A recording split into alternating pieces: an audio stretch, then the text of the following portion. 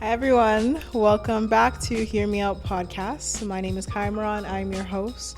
Today I have another guest and this is Nonye Ilupeju. I had to practice it a little bit. As you guys have known, we've had her husband on here and I had to have Nonye on here. I feel like a lot of Yemi's wisdom was coming from you. Yeah? He was often referencing, Nonye said this, so I'm just Stealing my lines. Yes. So definitely had to have Nonye on here. A little bit about Nonye. So her interest lies in child protection, crisis intervention, psychoeducation, violence prevention counseling, and mentorship. So she has worked in the social service industry for over 10 years, where she supports children, youth, and families. Nonye has previously obtained her bachelor's in psychology and her master's in child protection, family systems, and support, and she is currently doing her master's in counseling psychology to meet the requirements to be a registered psychologist in Alberta. And Nonye hopes to start her private practice where she can combine her skills and experience along with faith-based principles. So thank you so much again. Thank you for having me. Awesome. So you have two beautiful daughters. I do. Can you believe it? No, they're so cute. And it's the way that, it's like both you and Yemi have your own little twin. Right. Yeah. Finally, someone that looks like me. Hey. No, she is so adorable. When I seen her, I was like, this is Nonye exactly. Thank you. Thank you for saying that. And it's on camera too. So. Thank you. Yes. But how was your experience giving birth to both of your daughters? Like how were they the same or how did they differ? Well, the first one was completely different. So I had a C-section for both. Okay. But the first was an emergency, right? So that was a completely different experience from the second time around, which was a scheduled.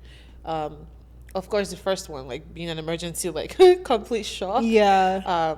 I remember us taking like a birthing class. We felt like we were ready for the birth. But I feel like during the class, there was like one line on C-section and the rest of the class was like teaching on natural childbirth, pain-free birth. So nobody really prepared me for, the possibility of a C-section, right? Or even an emergency. So at that point, I didn't know. I had read nothing. So it was really, that was a really scary moment. Where is your mind going at that time when you're thinking, okay, Nonye, you have to get ready? Because it's not just the C-section in that moment, but also what follows after that, right? Exactly, right?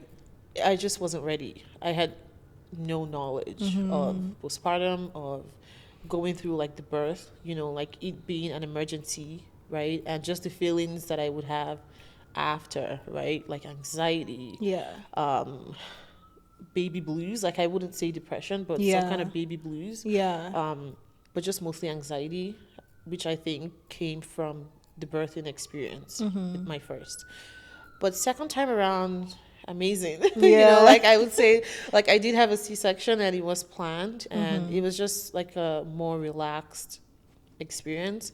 I think also just knowing that I had been through this before, right? Knowing what to expect and just having time to really prepare, like mostly like spiritually, I would say like a lot of meditation and just knowing what to expect just made the second time around like much better.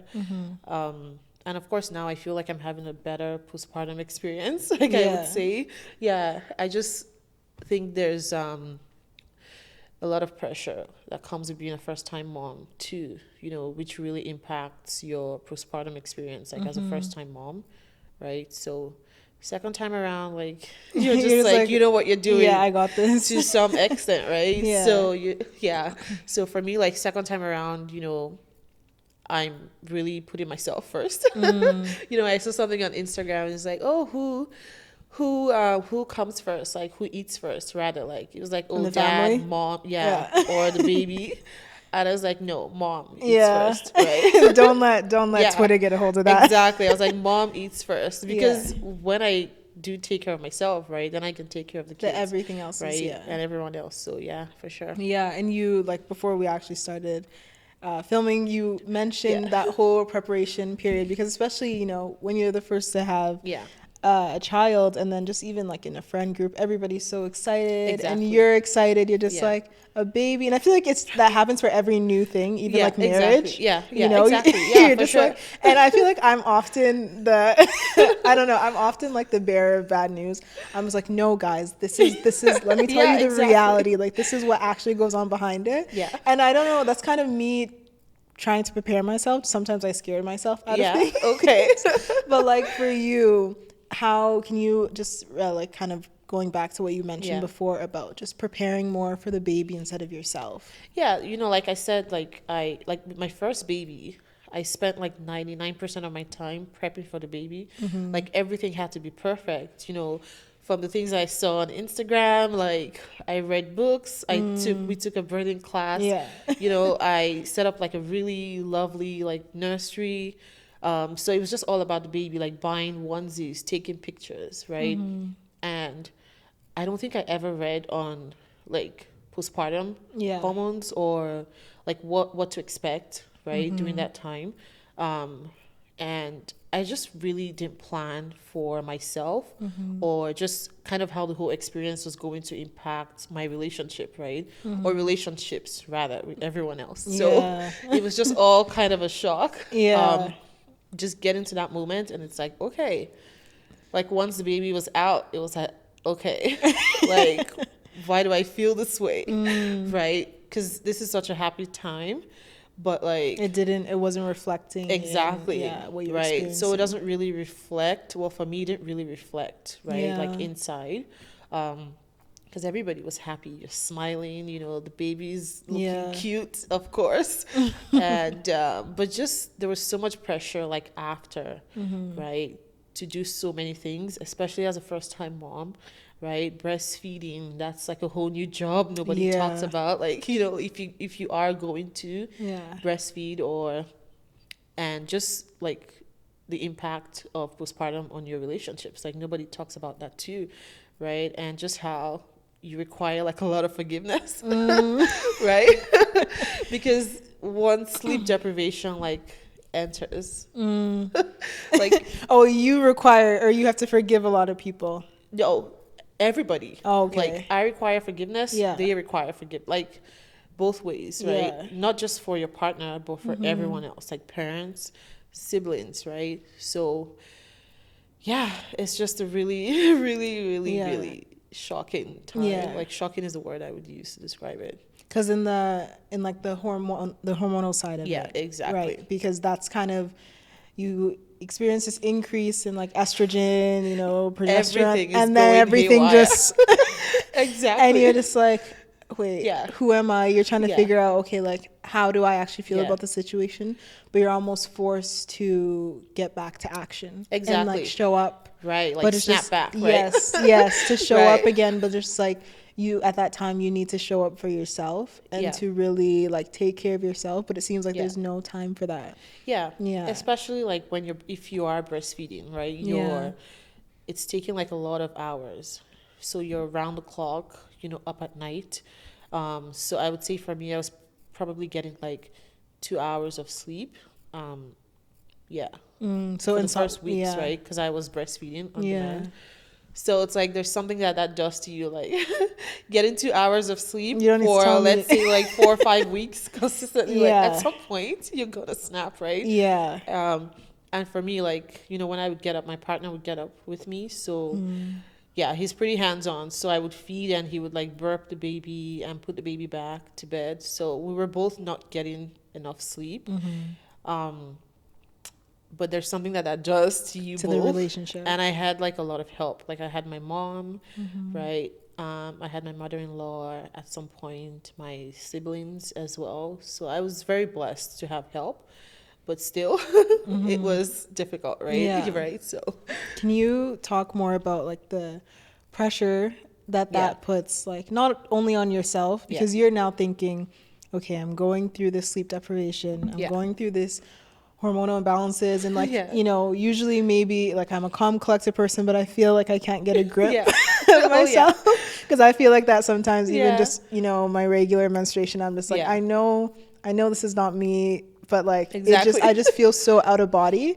And then when you're feeling that, and and then you also have to take care of like a baby, and then you're also thinking of your relationship, and you know, you're like, oh, I have all these people around me. Like, how does that make you feel in terms of like shame or guilt for even expressing those emotions and expressing what you're experiencing? Yeah, no, for sure. I think that you know, it really helps to have like a supportive partner, like just having a safe place to really display like those emotions, like act crazy in my case, and really not be judged for it, right? So I know like just that safe space was something that I had. So I would have meltdowns, you know, I would cry one moment, the next moment I would be like just rage, complete rage. So, but I wasn't really judged for that. So I felt safe to really display like those emotions and come back and, you know, be welcomed back after. So I think that's something that is really lovely to have. If you have that, like, you're just so blessed, right? Because a lot of people don't have that. And you just feel like you have to keep it all inside. And, you know, for example, like if you snap and you try to come back like, hey guys, you know, like 5 minutes later, like, hi. Like, I don't think you shouldn't feel ashamed, right? You shouldn't be made to feel like shame or guilty. But having someone who really understands or who's in it with you, right, really helps to just keep those guilt or shameful feelings in check, because honestly, you're so vulnerable. Like, it's gonna happen, right? It's going to happen. And knowing that this is not you as well, you know, that really helps. How do you know that though? But I didn't know that the first time. Right? The first time I didn't know that. Right? But I had a partner who was like, okay, well, if this is a new you, then we're going to go with it. Right? And I was just like, you know, and I was like, that's amazing, right? Honestly, if you have that, like, it's really amazing, because giving you the space to figure things out. Because a lot of partners don't really endure like during that time. And it's something that they don't really teach couples, like, and I think they should, like, in premarital counseling, like, they should tell you, like, hey, postpartum, especially the first baby, like that first year, like, oh my god. No, I hear all the time that couples, and it's usually couples that have like had a baby when they just got married, that first year they like hate each other. The first year after the baby, with the first baby, is so hard, like, on any relationship, right? Because you're just like in survival mode for months. But the second time around, like, if you make it through that, and obviously you have more babies, like, the second time around, you know that, okay, like, things will get better, right? So I think that really helps. But the first time, you don't really know. Like, you're both, you know, learning new ways, rebranding, like, your relationship has changed. So I think it helps to not be in denial. And just also, like, for us, like, having mentorship, like, really, really helped. Because I remember, like, with my first, after like my surgery, we were at the hospital, and it was just so overwhelming. Like, you know, breastfeeding, she was in the NICU, and I was just like, you know what, I need to escape for like an hour, because everybody was just in my face, you know, like, oh yeah, do this, like, this is how you breastfeed, like. So I left the room and I walked out to the halls. And I saw, like, my pastor and Pastor Ibuku, like, both my pastors, Pastor Emmanuel, and they weren't there for me, right? It was just a random coincidence. Oh, like, really? Yeah, I didn't call them. Yeah, exactly. Oh, really? Like, what are the chances, right? They actually came to see someone else. So I was just wondering, and I saw them, and I thought, like, I can imagine. I thought I was like in a dream or something, because I was like, like, who called you? I can imagine myself like breaking down. I did. So I ran out, like, I couldn't run because I had surgery, but I walked like really fast up to like Pastor Ibuku, and I just like hugged her, and I just really broke down, and I cried. Like, I don't think I had cried in like years. Wow. But it was like God just brought them to me, because at that moment, like, I needed like someone, like a mentor, you know, like, for me, like, mentorship really helped us, rather. And just even after the birth, like, I had a few therapy sessions with Pastor Emmanuel, because I had to really learn how to navigate, like, my relationships, you know, relationships with family members, learn how to forgive, right? Because everybody is so excited in that moment that there are going to be so many hurt feelings, right? So just I had to learn how to forgive.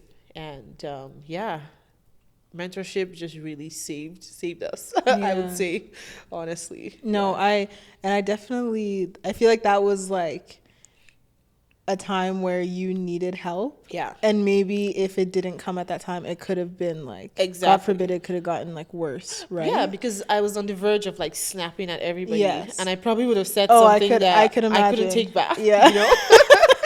And it's like, with parents, like, how do you like, there's certain things that you can't say. Like, I say like some relationships are like fragile. It's like once you smash the egg like on the floor, you can't put it back together. You know what I mean? But in that like, time, you were so vulnerable. Exactly. Like hormones were going crazy, and if I didn't leave that room, I would have probably snapped at somebody, right? So, yeah, that was really what I needed in that moment. So it's something that I always remember. What do you say for like people? So your help, obviously came through the form of mentors who are also pastors and were able to give you counseling with that kind of with that religious grounding. But for people, because there's a lot of Christians, that kind of worry about, okay, maybe they don't have a pastor or somebody that can give them that advice in, that context, but they need help. So what do you say in that balance of like, okay, I'm Christian and like, I believe God can help me, but I'm really struggling and I need to go, to a therapist, or I need to go seek help somewhere else. Like, how do they consolidate that? That's absolutely, if that's what you need to do, then do it.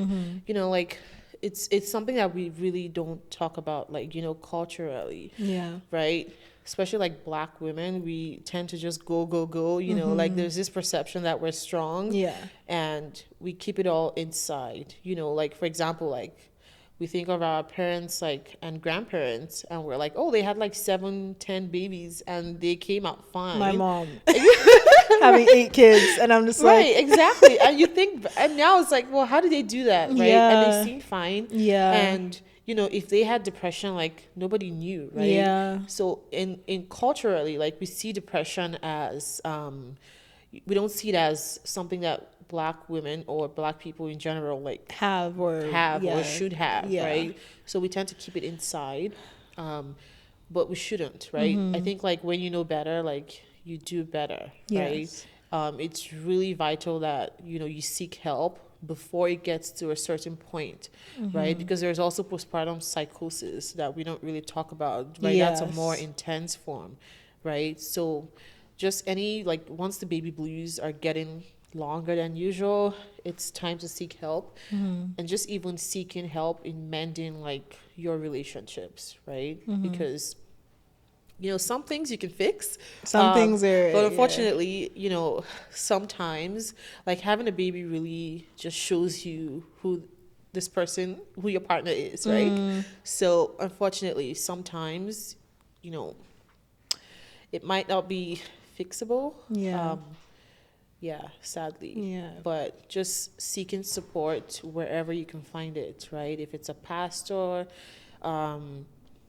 if it's a family member, which I don't really recommend, because they tend to take sides. Yeah, there's bias. Right, there. Exactly. So just, if it's a therapist, then that would be better. Get the help right? that you need. So just get the help you need, like, by any means necessary. I definitely agree with that. There is a big stigma around like the taboo about talking about like, what do you mean like you're depressed? Like, what do you mean? Like, especially as a baby. Especially as a mother, like, and it can bring such shameful feelings because you'll start to doubt the things that you're experiencing. And you're just like, but that's true, this is supposed to be a joyous time of my life, and that's true. I am a woman, and I am supposed to be strong for the child, and I am supposed to be able to uphold my family, and I am supposed, and it's just like a lot of many things. And it's so heavy. And I think you also look at other moms, and you see them and you don't really see the struggle. So you think like, oh, well, I mean, they seem to be doing fine.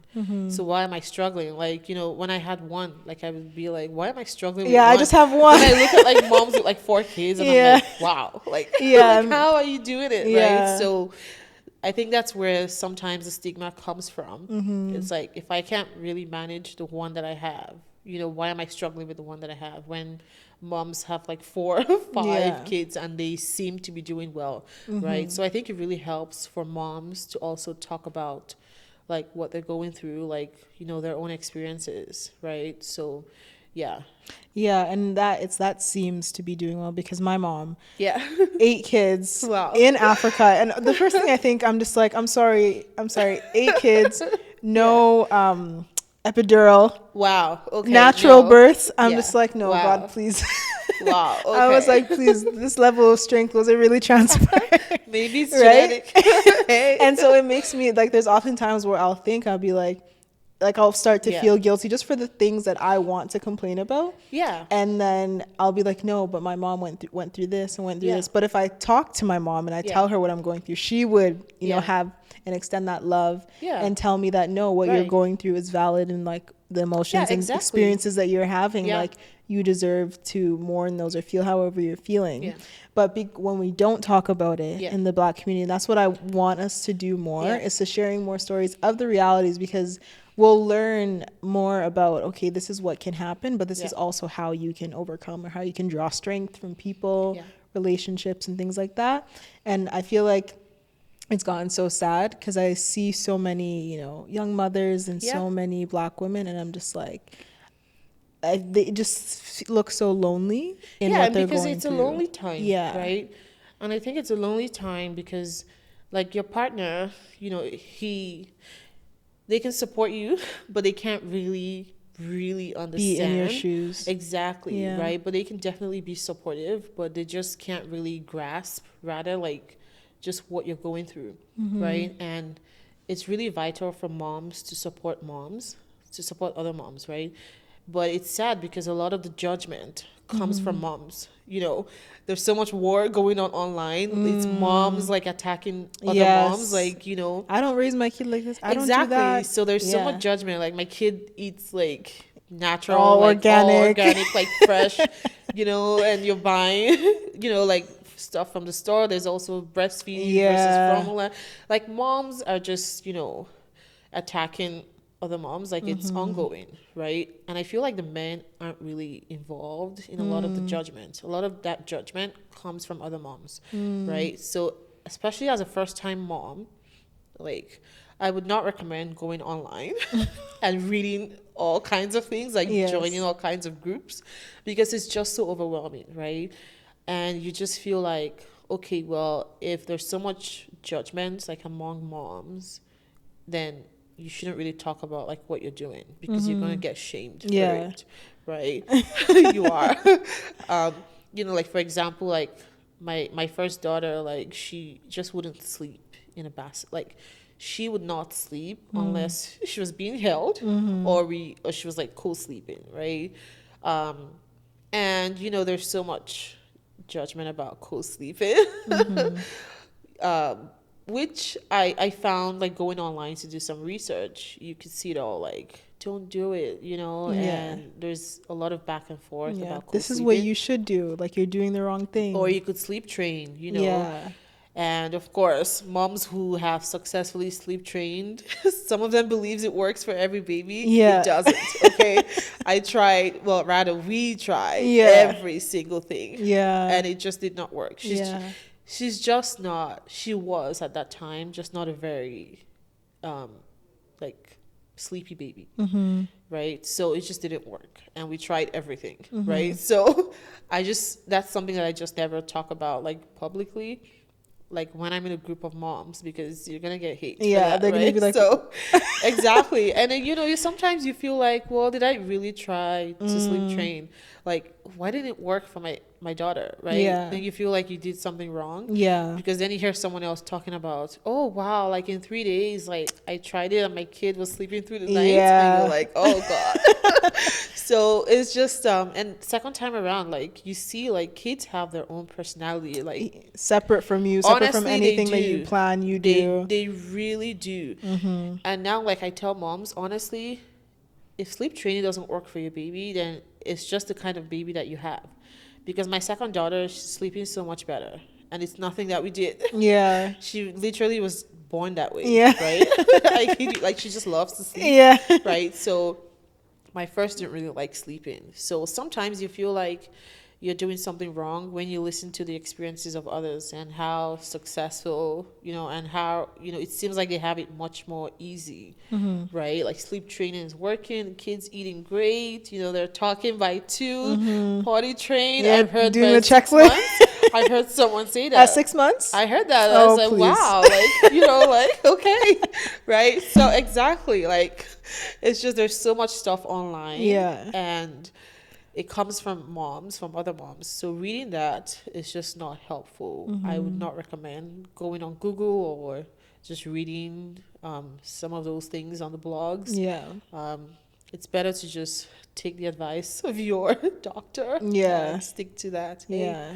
And just kind of do what you're seeing that is working for you. Exactly. Not releasing the pressure. There's already pressure from outside. So because it's really trial and error. Like, you find like nobody really knows what they're doing. Yeah. And I think that was something that we figured out like early on. It's like, wow, like nobody really knows like how to keep a kid alive. A whole human being, how to like just make feed the a whole baby, okay, But there's so many other things going on, and I think as a couple, like it really helps to be like a team, right? Which was something that really helped us. Like my husband would say, like, the baby's the enemy, and we are on the same side. Like we see the kids exactly. Like, these are the enemies, like, because we've known each other way longer than they just came. I do love that though. Exactly. So we see them as like, hey, outsiders. I do love that though, because I've heard like that some people like talk about this in couples counseling, that pretty much in a family unit, the man and the woman should always prioritize each other first, and in that way you're able to prioritize the family and the children after that. Yeah, for sure. Absolutely. It's like I said, it's something that should be taught. Yeah. Because a lot of people don't know, and in that moment, like, I get it, like you could really be obsessed with like the baby, like tracking like feedings, tracking like diaper. There's so many things to track, which I don't do, by the way. Like second time around, like I'm not doing this. But there's so many things that they tell you online to track, and as a mom, it could really it could be consuming. Like, and at the end of the day, you find that you have like 20 minutes of me time, and you're so exhausted. You see your partner, you're just like, oh, hey, like off to bed.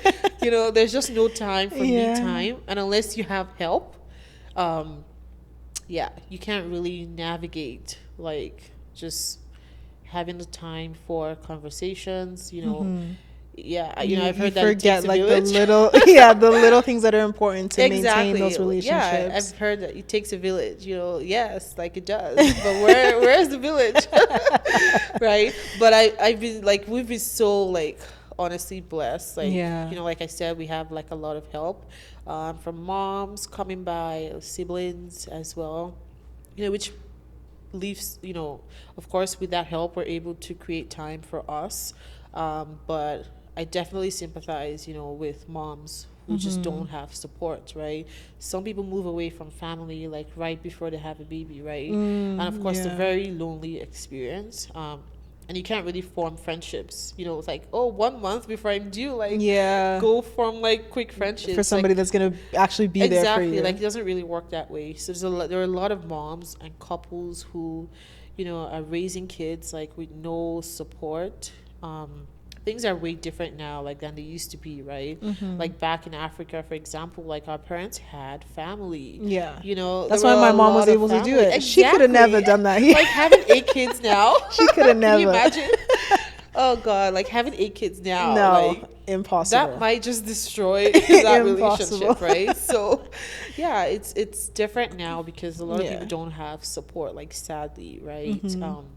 And so what, for those couples, because there are genuinely a lot, or just even like women that are in partnerships that are not actually able to receive that support, you have a place where they can be vulnerable, how would you say that they should actually like navigate or conduct themselves in a situation, because they need to make it out to the end, because God forbid, like, some of the extremes of like PPD are that it can lead to, you know, suicidal ideation. It can lead to like self-harm and things like that. So how does a woman or like couples actually navigate where you're just like, I'm trying my best, but I don't have the help that I need? Sure. No, I think as a, you know, as a woman, like as a mom, you know, I hate to say it, but you really have to put yourself first. Even if you can't, you have to really take baby steps, you know, and work towards putting yourself first, right? So for example, like if you can find like a local support group, like a church, mom group, like you need to get out and really try to make friends and meet some people, right? Because, you know, some people have a partner, but the partner is not really supportive, right? Active. You know, or you could also be married, but you could be like a single mom in the sense that you do like 99% of the parenting, right? You know, that's also sad. I feel like that's way worse. Because you have somebody there, but it's like the person is not there, right? So I think you need to really get out and just don't isolate yourself at home. You need to really take steps and leave the house, go find somewhere like a support group. You know, they tend to have those like around. Like the library, for example. I know they have a reading group there. There's a lot of groups that the city really does try to help when they can. And just meeting like moms, like other moms, really putting yourself out there, right? And I know it's hard because I'm not even that type of person, right? So like for me, it's like putting myself out there is like, whoa, okay, like I gotta go make mom friends. And I think that's something that when you have kids, your kids make friends at daycare, right? So you have to make friends with the kids' parents, you know? Especially when you transition in, like if you have no other friends, like none of your friends have no, kids. Like none of my friends you're just kids. Like, okay, you guys are living your life without me. That's a whole new experience, right? Because you do lose friends, right? When you know, when you have a baby, you lose some friends, but you know, there's a lot of moms that it's a really difficult time because you tend to lose some friends. But I try to look at it from positive perspective. You gain friends too. Like I've gained really amazing friends, people that are adding value to you in this period of your life. And of course I still have some of my friends who are single and don't have kids, but it's just like you have to communicate because I don't have as much time now. And like my needs have changed, right? And you know, when I see them like planning brunches without me, it's like, what are you guys doing? It's like, where's my invite? I mean, I probably can't go, but you know, I want to get invited. So the dynamics definitely change, you know, which is why a lot of forgiveness is required, right? So if you are a mom, you know, you don't have that support, you really need to take steps to just put yourself out there. Because if I didn't have that support, right, but I also don't like meeting new people, but I will have no choice. You have no choice. You need to do what's best for your outcome. Exactly. And so you did mention like some of the things that you had to work through in your healing process and kind of like getting through those postpartum and baby blues.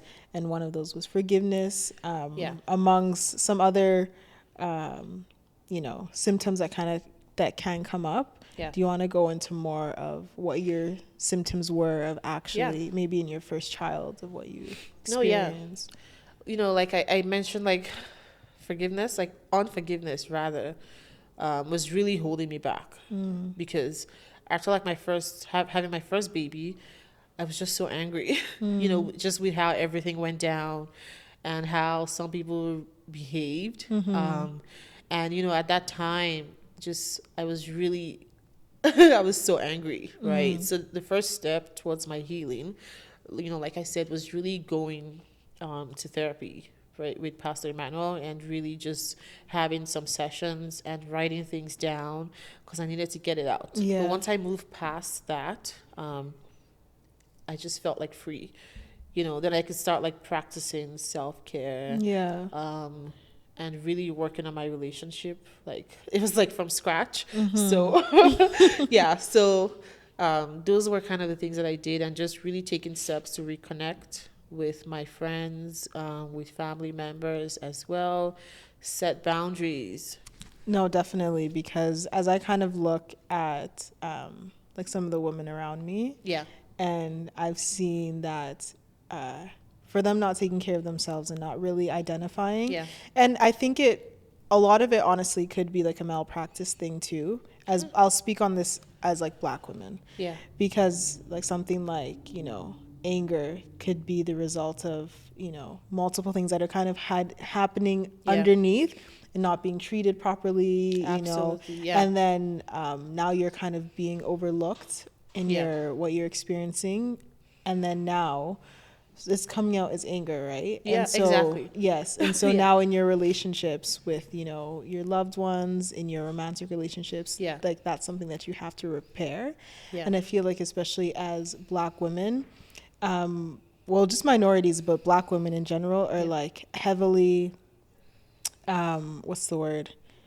We are not screened as often. No, We're not screened as because often. we look strong, right? Yes, right. And it's that thing Yeah, that of like, oh no, this is something that I would expect like a Black woman to portray. yeah, Like exactly. Yeah, anger, frustration, or even like fatigue. Like a lot yeah, of doctors miss it and miss yeah, the mark. And then so if you're obviously not informed and this is like your first child, then you're thinking like, okay, well, if the doctor is saying this is yeah. regular, then this must be regular. That's why even when I look at the facts, the statistics, it No, says like 10%. I'm just like, no, because a lot of the research is being it's done not on reported. Yeah, middle-aged white women, yeah, like, exactly. so I'm just like, no, it doesn't really make sense here. And so a lot of women are like going around and Yeah, holding on to these things, and it's, I don't know, it's so heartbreaking for me because it is. It it really is so is. lonely, and it's like something that you can't force somebody to Yeah, really open up about, because now they have to really yeah, like almost separate from what they believed that was their yeah. identity. Yeah, it really is. And, I like that you said sad, because it's something that really makes me sad too. Because when I look at like Black women just in that struggle, like in that moment, and some of them don't have supportive partners, like at all, you know, like just having a partner who knows like, okay, this is not about you, who understands that postpartum is really about Something getting completely my partner separate. back Yes. to themselves, like supporting them to really get stronger, like, in the healing journey, right? And they put themselves second, right? And they just put themselves on hold. You need to have a partner who understands that, right? So it really makes me sad, because at that point you're so vulnerable. You need someone to really advocate for you. Yeah. Like I remember my husband, like at the appointments that we would have, like he would say like, I'll go in, it's like, oh, how you doing? Like, fine, because I just didn't want to get into it. Yeah. But he would actually go take it a step further and say, no, This is what's been going on. this is what's been going on. Like, she's not Aw. fine. Like this, right? So it really helps to have like someone to advocate, for you in that moment. Yeah. Because like you said, as Black women, we're just taught like, just stuff it inside, like you don't have time for this, right? But we know like that doesn't go away. Like that only makes it worse, right? So just being in mental health, working in mental health, like we know that those feelings don't go away. Like anger, like it's so toxic, right? That could impact your physical health. Yeah. So that's something that I tell my clients all the time. Like you need to get to the root cause Yeah. of this anger, right? And a lot of that postpartum rage just comes from it comes from resentment, right? Yes. When you feel like your partner You really feel isn't forgotten. stepping up. Yes. Yeah, exactly. Because again, it's something that I had to understand. Like after my first, there were some disappointments, right? Just in how my partner reacted, family reacted. But of course, I came to understand that this is new to him. Yeah, we're as all well, learning and right? doing this for the first time. And nobody taught him. It's the same way, like, I don't think any man, before they have a baby, would ever talk about, I don't think they would even know the word. Exactly. So nobody taught them, right? Yeah. But I was very blessed to have that he had, like, mentors who, really spoke to him, like, coached him, because, yeah, he eventually like rose and, you know, took charge rather. So, but a lot of men unfortunately don't. They crash in that moment. And you know, I saw a quote on Instagram. It said like, a mom never forgets who was there for her postpartum. And I was like, yes, because honestly, in my case, like I just remember like all the amazing people who really showed up for me, right? Yeah. You know, which is what I choose to focus on, because you can really choose to remember those who it's just going to continue the pain, but don't. And like I always say, just keep your eyes on those who really showed up for you, right? So it's something that you never forget. And you know, if that person who just didn't show up, or who, you know, if that person is your partner, unfortunately, it's really hard to overcome those challenges. Like, you have to go to therapy as a couple if you want to stay together, right? You have to walk through those feelings of resentment, because it's just going to be there. Like, every time you look at them, you're just going to be like, especially on the birthdays, like the first birthday, you know, everyone's like celebrating the baby. But I remember, like, myself, like the first year was really hard for me, because everybody was so joyful, like, yay, like I planned the party. But like inside, like I was remembering like this time last year, like my going through like my emergency C-section, right? And those feelings of anxiety would come up again. And I was just look at my husband, I would just get so angry, because I remember like what he did like 1 year ago. Right? But people don't talk about those things. Exactly. No. But I recognize those feelings, right? Because I had gone to therapy. Right? And that's the whole point. Because if you don't naturally, I mean, you have like the background, so you also kind of help. It could help, or it could make you feel like you're not doing enough. But usually help, right? But if you can't identify like those symptoms and those things, those thoughts, and you can't do it on your own, right? That's another lie that we think. You know, you think you can identify like those feelings by yourself. You know, it helps to talk with your partner. Like, you have to communicate like with your partner, and also with someone else on the outside, right? Somebody like neutral, right? You have to really name those feelings. I know for us, like I finally recognize, like, he hasn't been through this before. You know, this is also his first baby, right? So I really had to forgive like so many things, because I had an expectation, right? But at some point, like, I remember like I took a glance at him like in the room, like, you know, like after my surgery, and he just looked so stressed. And I was like, oh, okay, like you're going through this, like, you know. So that was a moment for me. I was like, wow, like he's really going through like, you know, postpartum stress. So even though like my experience was different, like he also had an experience, which I think is something that couples need to talk about, because we just think like the men don't experience like anything, that they're just kind of outside. But they do, right? So it's stressful for both people involved. And it's just talking about it like really, really helps, because it helps to just reduce that shame. And I think that's like a lot of my listeners are, you know, women, younger women, and so although, you know, they're maybe not mothers, and I'm not a mother either, obviously. I mean, your mom had 8 kids. We'll get there one day. But to me, it's just, I just want more of us to have more of these conversations, so that we're setting ourselves up in future generations for like a better ending and a better livelihood. Because my God, like so many of these pains don't need to be repeated, and so many things, like as both as men and as women, when you're getting into relationships, setting the right expectations of knowing that like, hey, this person can actually experience these things, and not just the glitz and the glam of how relationships work and how, you know, starting a family looks like.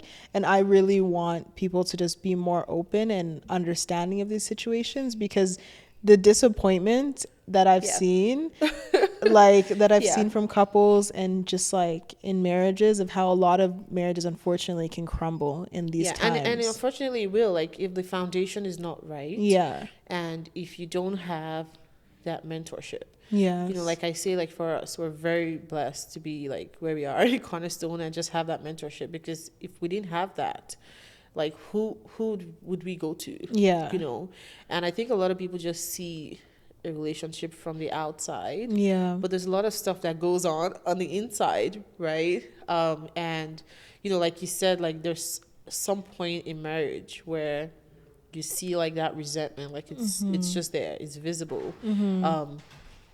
And a lot of that comes after the baby. You know, people say like relationships change after the baby comes. Like you wake up. But, you know, it doesn't really have to be the case. Yeah. You know, like, yes, there's an adjustment period. But with the right mentorship, it's better than before. Yeah, I can say that. than like, what honestly, it could have been. Exactly. Yeah. Like if you're able to walk through those challenges together, like it really makes you stronger as a couple. And I would say, like, you know, having our second now, I feel like our teamwork is like so much better. Like honestly, like now we have it down to like a science. Yes. You know? Right. And that's because like the first time was so challenging for us. Yes. But after we took some time to really reflect on, you know, what went wrong, and really just dealt with feelings of unforgiveness, right? Because you can't move forward if those feelings are there, right? So yeah, it's just an amazing, wild experience.